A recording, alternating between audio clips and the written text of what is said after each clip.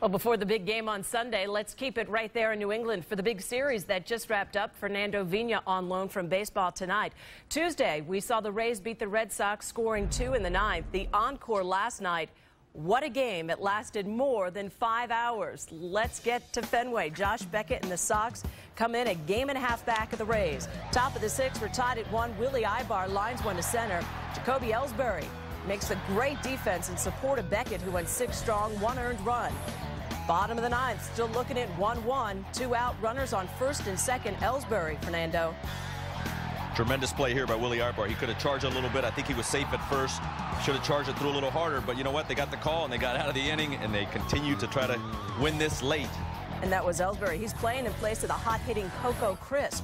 So to the 10th we go. Bottom 10, we're still tied at 1. Dustin Pedroia on third, the winning run. Chad Bradford, though. Jason Bay grounds out to short. The Rays are out of a jam. The Rays defense, Jason Bartlett, so relaxed, so cool, and makes every play. On to the bottom of the 12th with a runner on first.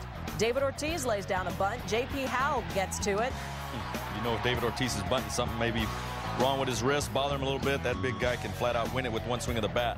Runners advance to second later in the inning. 2 on, 2 out. Alex Cora lines out to center. Sox had runners on first and second, the 9th, 10th, 11th, and 12th, but didn't score. Javier Lopez. Diana Navarro grounds out to first. Top of the 13th. Both bullpens were solid, giving them both teams a chance to win here. That put the Rays 1 for 35 with runners in scoring position in the series. That changes in the 14th. Carlos Pena, I mean, that's a sinker from Timlin to hit it the other way over the Fenway Park there, the big green monster. That is huge. This guy's a leader in the clubhouse, and he leads with that bat on the field. Awesome. Puts the Rays up 4-1, but this seemed a long way from done. 4-1 in the bottom of the 14th. Troy Percival trying for the save, but he walks Dustin Pedroia. Having some trouble finding the strike zone there, Troy. Percival said he warmed up a few times and his back started tightening up. Ortiz shows bunt, but quickly takes ball 4. Bases loaded. Joe Maddon's coming out. Percival puts up a fight, but he eventually goes. He said he's going to get treatment today, adding his back is no big deal. He walks away from Madden.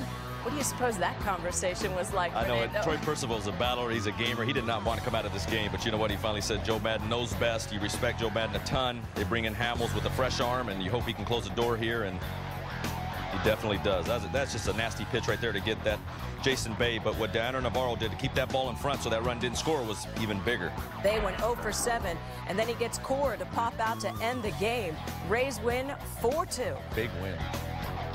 You know what? This is amazing. I mean, you know, arguably the craziest game of the year for us, and it's great to come out with a victory here in Fenway Park. Oh.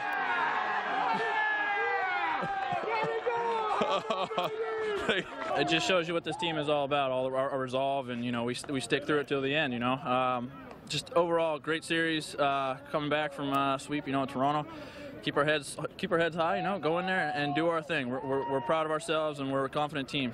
This was an exciting series, but I don't doubt that, you know, we'll take tomorrow off, which is probably good because we went through a lot of pitching, and then we have the extra game this weekend. But it'll be the same this weekend. They're always exciting here.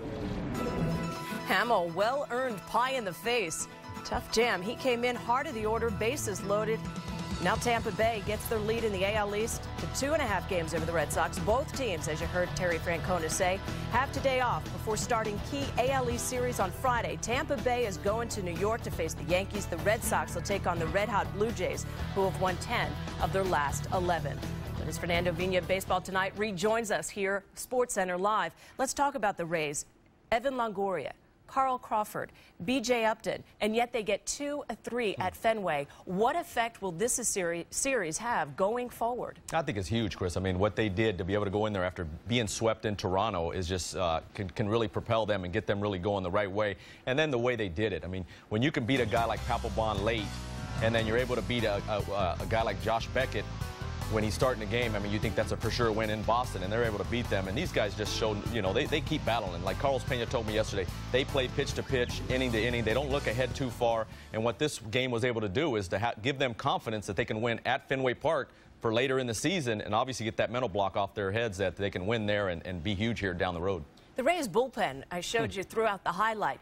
Red Sox put guys on first and second the 9th through the 12th inning and yet couldn't push that winning run home. Troy Percival said after the game, hey, if I'm the weak link, we're a pretty good pen. How shocking is the turnaround? It's been huge. I mean, you look at what they are doing there with Joe Madden and the way they get their pitchers going. They've been tremendous. A 3.52 ERA as a bullpen. J.P. Howe's been lights out. Dan Wheeler, Grant Balfour, Jason Hammel, and obviously the leadership role with Troy Percival, not only with his arm, but what he does inside that clubhouse has just been huge. So the turnaround they've had is the glue to this team, and that's why they've been so solid. Their ERA last year was above 6 as a bullpen. The Rays and Sox will see each other for a 3-game set, Tropicana Field. That series starts on Monday. Fernando Vina, you stay right there. Yankees and Angels still to come. Robert. All right, Chris, both Adrian Peterson and Peyton Manning couldn't lead their teams to victories in Week 1. With the two facing off Sunday, Mark Schlereth will tell you which one is in real danger of going 0-2. And yesterday, the crystal was flowing as the Halos get the first invite to the postseason. Fernando's back with you to tell you why they still have something to play for.